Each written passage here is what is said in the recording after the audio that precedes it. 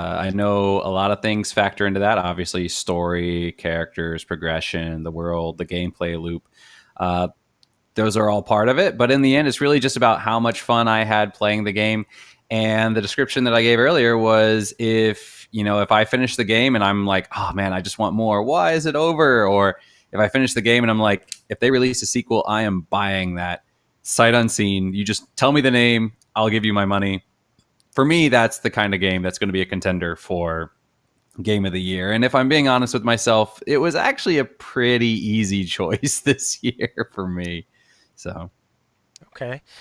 For me, it was a difficult choice because, as I mentioned in the game show, I don't tend to finish many games anymore, and I buy far fewer games the year they are released. Combine that with my gaming habit being tied to my emotions, then you have me playing a lot but not actually finishing that much. That being said, my philosophy for my choice was that it had to be a game where I spent a good portion of my time that left me feeling happy, satisfied.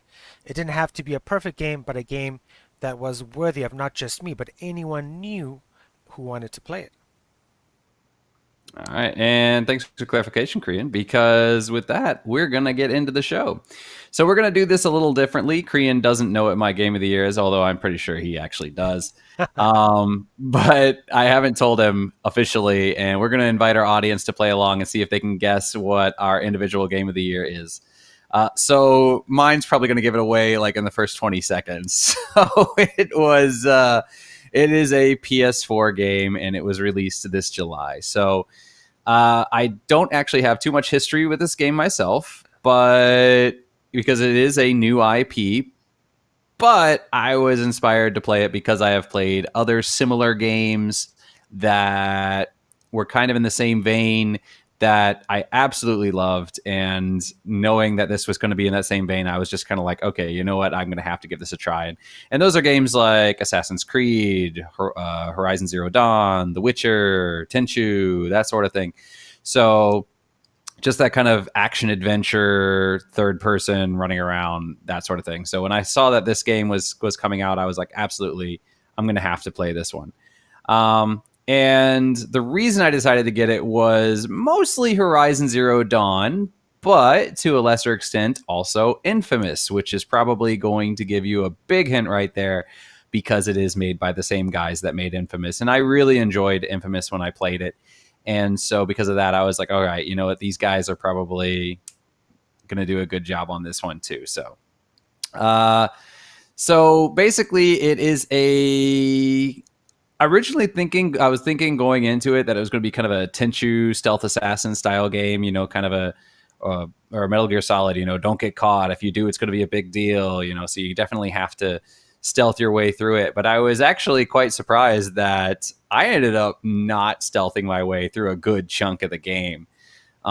You can definitely brute force your way through most of it. There are some parts of it where they require you to be stealthy for story purposes, but for the bulk of the game, you can really just charge in there, guns blazing, so to speak, and just force your way through it. And for me, it was kind of interesting because now that I've played that game and now I'm playing Assassin's Creed, and it's really interesting because I used to think playing through these games that, and I don't know if this is me or if this is a game design choice, but I remember playing older games like Tenchu or something like that, and stealth always seemed to be the faster way to do things. Even in, I think, Metal Gear Solid, typically stealth is the quicker way to reach your objective. If you get caught in battle, then you're going to be kind of held down, and it's going to take a while to get the alarms to go off. And I don't know if that was a design change in modern times, or if this is just I always thought that was the case, and so that was the way I've always played it. But in this game and in playing in Assassin's Creed, I've noticed that just running straight in and fighting the enemy typically is now the faster way to get objectives done. So stealth can definitely be fun. It can be rewarding, but with stealth, you kind of have to plan enemy routes and wait for opportunities and then get them and move away. But when you take the direct approach, it's just kind of like run in, you're dead, you're dead, you're dead, you're dead, we're done. So and then they're running at you. You don't have to seek them out, right? So yeah, definitely, it was definitely faster just run straight in and be aggressive about it. So that was kind of an interesting change, but you could definitely still stealth it out. And I think it actually worked out pretty well that you were doing kind of a combination of the two, in that you would probably start off a little bit stealthy and then you'd get caught and then you would, have to fight for a bit and then you kind of hide out and then the enemies are searching for you and then you go back into kind of a stealth mode and stealth a couple, stealth kill a few more and then, then they kind of get wise to you. So there was kind of an interesting combination of it there. The story wasn't super strong. It wasn't bad. It was just, it's pretty standard. It's a good story overall. It's fairly, it's well written. The characters are pretty well done. But it's not like something that's, oh my God, this is completely revolutionary in terms of story. It's a pretty standard. It's kind of like a Marvel movie. It's not gonna wow you with the plot, but it's not a bad plot. It's still pretty good, right? But the side stories are actually where I felt that this game shined the most, where it was talking about some of the side characters. So, for example, one of the stories which really kind of touched me was you meet kind of the caretaker of the main character from when he was a little boy. And she's this older lady. And at first, she's just kind of this giving you advice and, helping you do what you need to do. But as you do her missions, she starts to develop dementia. And it gets to the point where at the very beginning, she's calling you by name and she's, completely coherent. And then towards, in some of the later ones, like occasionally, like once or twice, she might call you by your father's name instead of your name. And then by the end of it, like where she's just like right at the end, you can tell she's just not there and she's calling you by your father's name and she's talking to you about things that had happened, after the main character's mother died. And she's, telling the father like, oh, I feel so bad for you because you lost your wife and you're stuck with your little son. And I know it must be really hard. And I just wish I could be there for you. And she's kind of pouring her heart out and admitting that she kind of has feelings for him and stuff like that. And in the character, he's like, it's one of those things where like this woman's old, she's at the end of her line and he could have easily just tried to like wake her up, but instead he kind of played along with it and he just kind of was like, agreeing with her. And he's like, oh, you've been a loyal friend and you've always been there for us and stuff like that. And just let her believe that he was the father, and that she was talking to. And it was very kind of touching that he kind of wanted her to be comfortable at the end and he didn't want to confuse her. So he just kind of played along so she could have that moment. And that was just a very beautiful scene for me, just that whole kind of dialogue. And a lot of the other side stories are like that too. A woman who is betrayed and her family is killed and she's trying to get revenge on the people that betrayed her family. But then she kind of realizes that,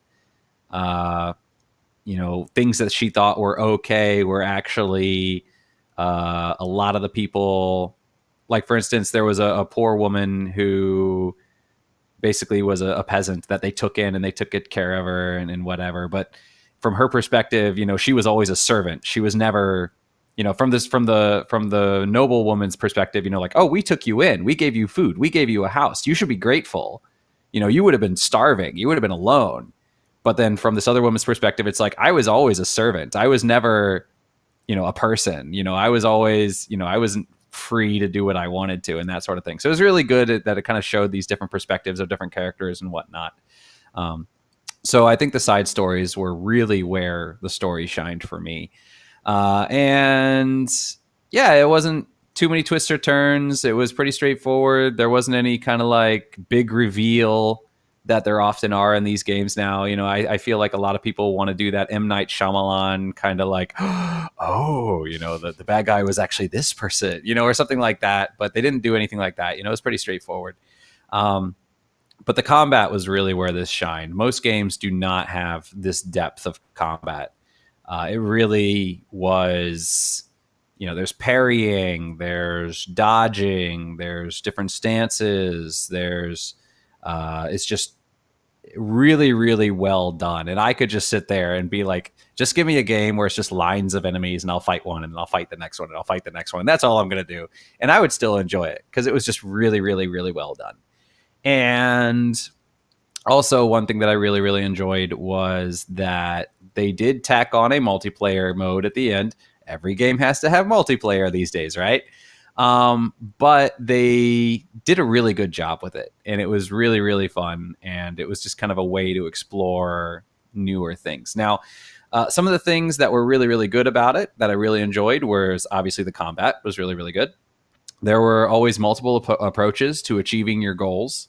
So it wasn't typically just a one straight path. You know, it was you can go this way or you can go that way. You can come in directly guns blazing, or you could kind of sneak your way through. And if you wanted to, you could kill your guys on your way in, or you could go the other way, you know, sneak all the way to the back and then kill from the back to the front, or whatever you wanted to do like that. And like I said, the story wasn't particularly inspired, but the side quests are really good. The things that I wouldn't say there was anything really bad about it, but some of the things that I think could have been improved on was I would have liked a little more variety in the weapons in the combat. So combat was really, really good, but it would have been really fun to see a bigger variety of weapons that you could have used, because you're really just using the one in different ways. The music is good, but it's not particularly memorable. If you asked me to hum one of the songs from the game, I couldn't hum a single one. They were all very good, but they were all kind of very in the background. But it's not particularly memorable. Really if you asked me to so the music isn't particularly good. The multiplayer, while I absolutely loved it, is far too short.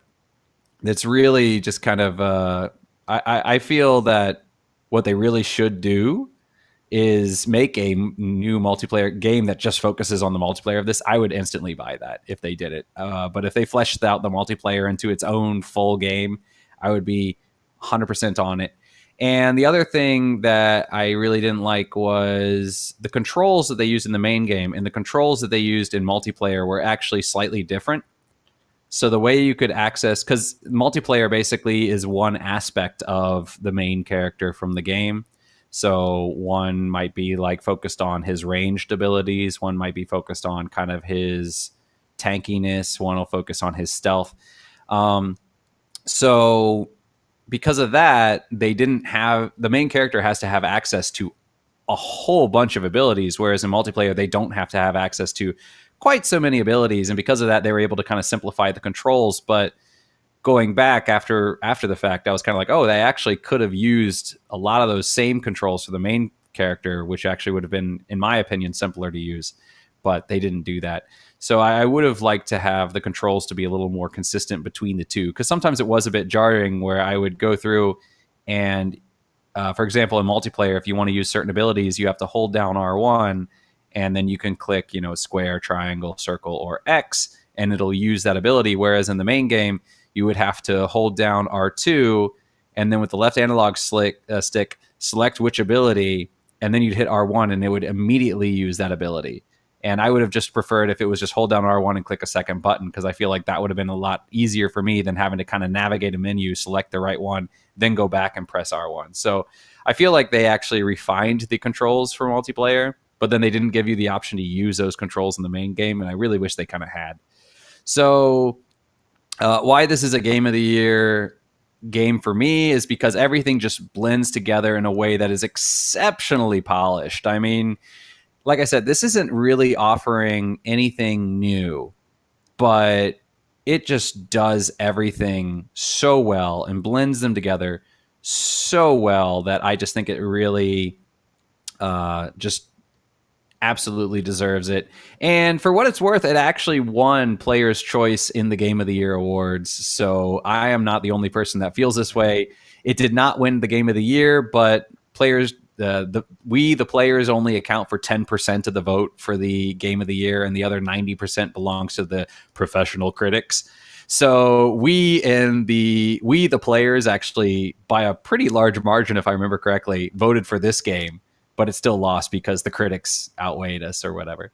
So yeah, but yeah, and yeah, just on a side note, like I said, it's just extremely well polished. And for example, when Witcher 3 won Game of the Year. Everyone was saying like, "Oh, it's so innovative. The way it does story is so innovative." And it was, and for me, it was like, no, this isn't doing anything that BioWare hasn't already done with Mass Effect or BioWare hasn't already done with Dragon Age. It's just they're just polished it. It's just the story is just the way they do it is really refined, and they just made it so that everything kind of fits together a little bit better. And that for me is exactly this. It's not doing anything particularly new, but it's just doing it in such a fresh and polished way that nobody's ever really done it this way before. So Okay. I think it's pretty obvious. After you said it won Game of the Year, I'm like, oh, okay. Yep. That confirmed the choice for me. So I should have queued up a nice, cool drum roll effect. I have to save that for 2021. And Adam's game is Ghost of Tsushima. Yeah, it's pretty obvious. I mean, plus you have access to the video, right? So Well, you did name it Not So Mysterious Game, and I just wrote it as Adam's game as well in OBS, so that I wouldn't yeah, think about it. But but no, yeah. Jesus, the initial 5 seconds of the video is like, oh yes, I've seen this 4 or 5 times already. Yeah. Yeah, so but yeah, this is all footage of my own gameplay. I went back and got some footage and whatnot. So this is all beautiful Adam Gray gameplay footage of Ghost of Tsushima in 1920p. So yeah, it's absolutely beautiful. And the use of color, I gotta say, is absolutely great in this game. The way they do sunsets, the way they do sunrises, the way they do different parts of the map will have different indigenous flowers. You'll run into places and it'll just be fields of white flowers or a mountain just covered in lilac flowers. And it's just really, really beautiful in the way they use color here. And it actually kind of fits the story too, because early on, it's very bright. And then by the time you get to the end of the game, you're getting kind of the snowy area and things are getting more bleak. So the color palette kind of, condenses down into more of these duller colors and stuff like that. So it really does fit the story quite well. Okay. Yeah, great artistic direction. What do you think? Because this is a very popular game. I think most people, when you started talking about it, probably already knew as well. What do you Sure they do. expect from the developer? What do you expect from the game in 2021? I don't think we're going to see another game in 2021. I don't think we're going to see any patches in 2021. They have announced that the multiplayer that what they've released is all they're going to do. They released the multiplayer and then later on they updated it with its first raid and they said that's it. We're not going to add any more multiplayer for this game.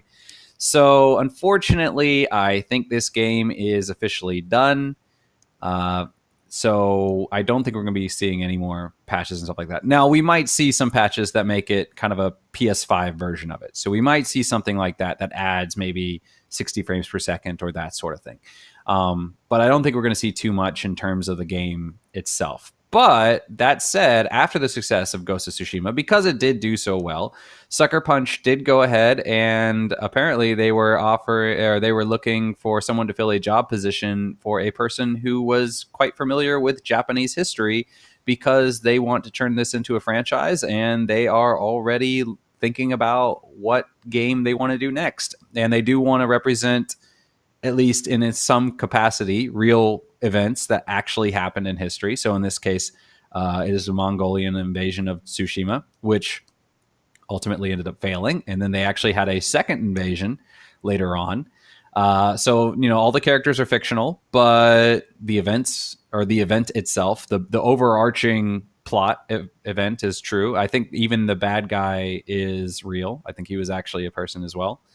I'm not quite sure though. But they are looking into other parts of Japanese history and they will be making a second one at some point. Now, again, I don't think that will come out in 2021. These games typically take a long while to develop. So maybe 2024, 2025 is probably when we could see something like that. But yeah. Okay. Thank you very much for that. That is a game I hope I get a chance to play on your PlayStation 5 at some point, if I don't get one at some point. Yeah, and I absolutely hope that this game comes out on PC just as Horizon Zero Dawn did. Oh, that's also a good option as well. Yeah, I really hope that this one does, because this is one of those games where it's just really, really good, and I really hope that everybody gets a chance to play it at some point. So I really hope it comes out for PC. Nice. Gotta share that love. Okay, and with that, we gonna say goodbye to Ghost of Tsushima, and Adam's gonna play the guessing Goodbye. game. Yes. All right, so my game of the year, it is on the Switch, and a companion game is on mobile platforms. I had heard of the game before, and I knew about its popularity, but never watched any trailers or videos until the game was actually going to come out. I had played Stardew Valley and some other similar games, and I thought this would be in the same vein as those games. Boy, was I wrong. In this game, you go to an island and start to gather goods, build things, and make money, all the while expanding your accommodations. You start off from a lowly tent and get your first house and expand that house. It has relaxing music without any tension in the game in terms of events or things you have to do. This is probably the biggest difference between it and Stardew Valley. The game has a very slow pace, and it is a game that usually made me sleepy after I played it on my bed just before I went to bed. You meet a cast of colorful characters who give you stuff and occasionally give you quests. It is one of the few full-price games that I ever bought on the Switch. I've only actually bought 4 games. It doesn't have a lot of replayability, sorry, but it does have a lot of content and hundreds of hours of things to do. I've been meaning to get back into the game since my initial playthrough, but just haven't gotten around to it. It's very relaxing and a game that you can just play without feeling the pressure to do what the game wants. This is also a little bit similar to No Man's Sky if you didn't watch the game show, in the sense that you can do something for this playthrough, whatever your session is as a middle-aged gamer. Right? If you're saying you play for 1 hour, you can decide to gather goods, you can decide to craft items, you can decide to fish, you can decide to collect things, you can decide to go diving, you can decide to do quests. It runs great on the Switch. There are so many things to do. It's just one of the most accessible games I have ever played. Even every game of the year is not perfect, but I chose this in particular because looking at this year, the pandemic all around the world, and people staying at home and people who dislike staying at home having to find some sort of outlet to have some sort of like a positive energy, happy atmosphere, and to me, this was the game for that. So, as I was saying, this game is not perfect. It has a lot of content, but I think so much more could have been done with it. I'm not judging the developer and the company for that. This game also puts too much emphasis on decorations, which for someone like me, I love the economic management side of things, not so much the clothing and the colors and that kind of stuff. Um, it is my game of the year because I believe this is the kind of game that people can keep going back into because they're always releasing new content. It's the kind of the game that you can play anywhere and everywhere, and it's just so relaxing, so peaceful, and a very positive, happy game. And Adam Gray, the game This is. has got to be Animal Crossing New Horizons. It is definitely Animal Crossing. I got it from the beginning when you said it was a Switch and a companion game, and I was like, companion game? Wasn't Korean reviewing a companion game for that a long time? But it really solidified it for me when you said, what was it? You go to an island, and I'm like, okay, yeah, that's got to be Animal Crossing New Ah, Horizons. yes. I was like, God, I should have removed it, but part of the whole Animal Crossing is it is an island. Yeah. But Uh, yeah, so I agree that I didn't play this game, but I've seen other people saying that this game probably is one of the best representations of 2020 as a whole, in the sense that, early on, this really kind of we're all apart. Every man is an island, but at the same time, we still need to come together and work together. And early on when the pandemic first hit and people were stuck at home, and this game kind of came out, and it was this is one of the ways that a lot of people were connecting with the world. exactly, Um, exactly. so this definitely, in a different year, I don't think this would have been as appropriate, but Totally. I think in 2020 this definitely is a contender, and really represents kind of where we're going.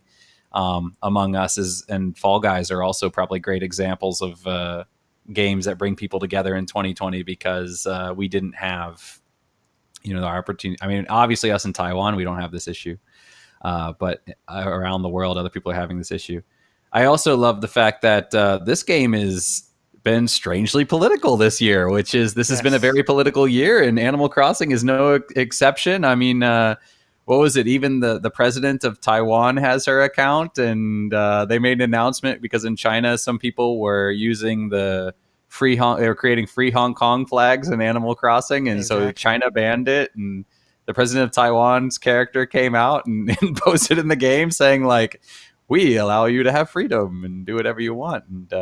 And I think was it AOC in America was playing this game and on there, Brie and Larson so from Captain Marvel, she played this quite a lot and she streamed it.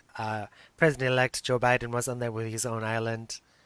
yeah. So I mean, this is definitely a game that's been connecting people and doing it in kind of a peaceful and fun way too. I mean, despite the fact that we've had so much political discourse this year, this is in the fact that this game has been quite political. There actually hasn't been too much of a problem with it, with the exception of censorship in China. But everywhere else, this is a good way to bring people together. So definitely a good contender for game of the year for 2020. Now, I do have a question. You said it was a slow paced game and it actually makes you kind of sleepy, and you would play it before you would go to bed. Yeah. Um, is that a good thing or a bad thing? I think for me it's a good thing. I played Cyberpunk last night, and I was looking for some action in Cyberpunk, but I played the 1 hour section I did play was like a story element, but that story was like so exciting and thought-provoking that after I finished playing it, it was almost 12. I'm like, hmm. Brain is like keep going and replaying what I just played an hour ago. I'm like, please be quiet, brain. I want to go to bed. I have to wake up and podcast with Adam in the morning. Nope, sorry. So I mean, that's why I really liked this game as a game that is just absolutely low pressure. I mean, go around shaking trees to get stuff and, throwing your fishing hook into the ocean and catching fish that way, and using a pole, jumping across rivers, and uh, decorating, expanding your house, and crafting stuff and selling stuff. And it's just picking shells on the beach. All right, so it's kind of like a good book in that way. Yeah, Just yeah, good yeah. way to wind down at the end of the day. So, I mean, because I usually played it at night, I'm sure somebody who played it in the day, and especially you playing on a big TV, I played this mostly in handheld mode. Coming up to maybe this week Saturday, I might actually play this on my TV, uh, just to for fun, because it is Saturday after all, and um, I think if you were playing it during the day, you wouldn't feel that tired because I usually played it like 10 p.m. or so, and that's the time where like after an hour, my eyes start feeling the burn, and then it's like okay. That's the cool thing. I just press the off button, switch goes into sleep mode, put it right above my head, go to bed. Yeah, I think that's one of the great advantages of the Switch too. Is what they say like you shouldn't, or you should have kind of like a bedtime routine, right? And you shouldn't have a TV on when you're laying in bed because you just want to watch it or something like that. But this is kind of like with a small little mobile. It's kind of like a little book that you can pop out and do something kind of relaxing and wind down at the end of the day, and then be like, okay, time for sleep. So definitely, definitely a good thing. All right. Yeah, I don't have Cool. too many questions because we went into this quite a bit when we did the original review. Did we review this one or did we just review the mobile We just version? did Pocket Camp actually. Oh, okay. So yeah, so interesting. So yeah, I can't think of any questions though. So No, no, no. I mean, I think everybody knows about it. Everybody's heard of Animal Crossing, or you've watched videos, if you've seen the endless Nintendo adverts. At least I've seen them in Taiwan for Nintendo. yeah, A great game to pick up if you're looking for something in the holiday season, just like Ghost of Tsushima. I keep wanting to say Genshin definitely. Impact for some reason. Well, you know what? You can pick that one up too. It's free, and you have nothing to lose but time itself. Exactly. And this is the shortest show we've ever had. Well, we only have to cover two games, so and it's games that we've already kind of talked about, and so Exactly. Before fair's we fair. we end, because I did choose this for this week. What do you think about next week, Adam? What do you want to roll with? Ah, that's a good question. Let's see. We're getting closer to Christmas, but maybe a wish list. Christmas I wish don't know. We'll list. think about it. Oh, we'll think about it. Okay, okay, okay. Any content coming this week or next week from you in terms of videos or streaming or? I am still a little bit busy. Hopefully, this will be my last week of being busy. So next week, I should definitely be on Monday, Wednesday, Friday. This week, I will definitely not be on Friday. Or sorry, my Monday, Wednesday, Friday, which is if you're in the States, Sunday night, Tuesday night, and Thursday night. Yes. So I will not be on my Friday morning, your Thursday night this week. Wednesday, I'm not quite sure about right now. But next week, hopefully, yeah, be back on schedule. So I did watch, if you guys haven't watched Adam playing Valhalla, I did watch him yesterday and be almost mauled to death by 4 bears. 5 bears. 5 bears. I saw it. I thought it was 3 bears. And I'm like, oh, there's 3 bears. Okay, that's cool. And then it's like, oh no, wait, there's 4 bears. Oh no, wait, there's 5 bears. And I saw you run away, and I was like, oh no. I'm like, in any game, like wild animals, sizable wild animals are dangerous unless you're like overpowered. And Valhalla doesn't seem like you didn't look that overpowered at that point of the game. I thought I would be able to take it. I was like, okay, I can take these bears. I can do this. And no, I was not ready to take on those bears, but I did get one. So So, Western audience, definitely go to Adam's stream on Twitch because he'll usually be streaming Valhalla on Twitch, or he'll be streaming. You're still gonna play Portal at some point on all three yes, platforms. so my current idea is that I'm going to be doing Valhalla on my Monday and Wednesday, which would be the US Sunday night and Tuesday night, and I will be doing Portals on Fridays, which will be your Thursday night. So no Portal this week, but hopefully Portal next week. Cool, cool, cool. I might actually do that and do 2 days for Cyberpunk, 1 day for Hearthstone, and go with that. Okay, and that is the end of the show. I want to take a quick moment to thank all of you who have followed us, as well as some of our new listeners. It's really making a difference. We've reached almost 3,000 people per post as of this morning. As always, please feel free to contact us on social media at Gaming Aged on Twitter, at Middle Aged Gaming, AGED, on all the other social media. I hope you enjoyed the show, and please feel free to leave us a message, a thought, or comment.